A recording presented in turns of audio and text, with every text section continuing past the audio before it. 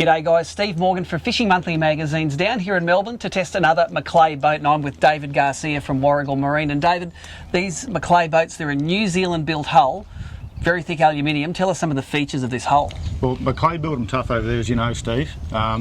Pretty much every boat that comes out of the factory has got a 5mm hull. Yep. And in some cases there's pressings in the hull instead of welded on strakes. Also, generally they have a 4mm floor, giving underfloor buoyancy. And quite often they'll also put closed cell foam in under the gunnel for added buoyancy and protection, I suppose. Yeah, so these hulls are basically bulletproof, but it looks like it's set up quite well for fishing. Can you take us through some of the fishing features of this craft? Yeah, well, this boat has an underfloor kill tank and a live bait tank and a walk-through transom. Yep. Also has a slide-on bait board with a drawer and rod holders that we've added personally. Yep. But fully featured boat straight out of McLay. Set up for fishing and family fun. Yeah, look, I noticed the canopy as well. It's got the built-in rocket launchers at the top, and I think there's some clever things in here. The fact that all of the high traffic areas aren't painted on purpose, yep. You're not going to knock the shine off your boat. You know, if you like looking after your boat, it's an easy boat to keep looking good, isn't it? That's right. And another great point of this boat is it's covered in the Nylic protective coating. All the work surfaces are unpainted, but they're covered in Nylic. Yep. So that stops oxidisation. That's right, because if you don't have that coating on, they start to oxidise, get that white powder on, and your pride and joy isn't looking as good as it used to be. Yep. Look, down the back here, it's all fishing, but up the front, there's some comforts for the family. Tell us about those. Yeah, well, everyone likes to get their kids out on the water, introduce them to fishing, and McLay, this crossover is predominantly aimed at the family fishermen. So they've got padded bunks up the front, plenty of room for the kiddies to sit up there. If they're not into the fishing, they can get in out of the weather and play on their iPad. And the cab's lined for comfort. That's right, and the bunks, although they're not long enough to sleep in, they do give you some good out of the weather areas, keeps them out of the sun, out of the wind, and keeps the family happier, doesn't it? That's right, yep. You'll spend longer on the water without whinging kids. Let's talk about the power plant on the back. This is Suzuki's 140 horsepower, one of the most popular models in the Suzuki range. How does it go with this hull? It's an absolute bullet.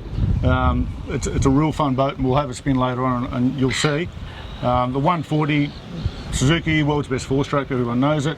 Reliable power plant, frugal on fuel, and like ultra fun. Yeah, you do like your Suzukis. Look, tell us lastly about the trailer. I see that both boats we're testing today came on the twin axle trailers.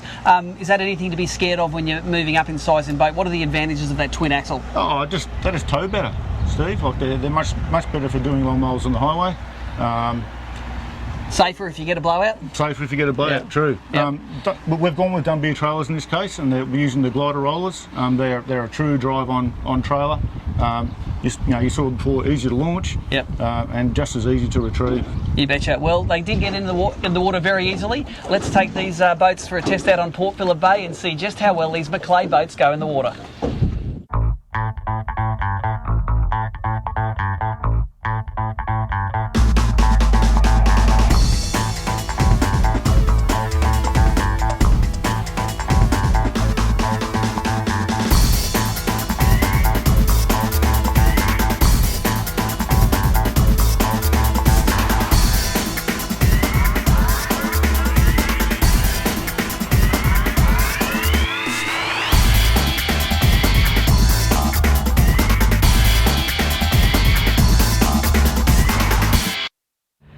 Well, another great day to take out the McLay 581 crossover from Warragul Marine out onto Port Phillip Bay. And although it wasn't a real rough day and we couldn't really test the New Zealand toughness of this boat in some real big waves, it was big enough to get a feel for how softly this New Zealand boat lands.